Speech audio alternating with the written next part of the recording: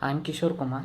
I'm currently doing my postgraduate program at Indian Institute of Management, Visakhapatnam. I got an opportunity to do a live project at Kreative Kode as a research analyst intern. As an intern, I got to know how to perform primary and secondary research analysis to gather information. Particularly during the secondary research analysis, I got to know how to fetch information and data from trusted sources so that the report that I'll be presenting will be credible. I got an hands-on approach and a practical approach towards these report making skills as well.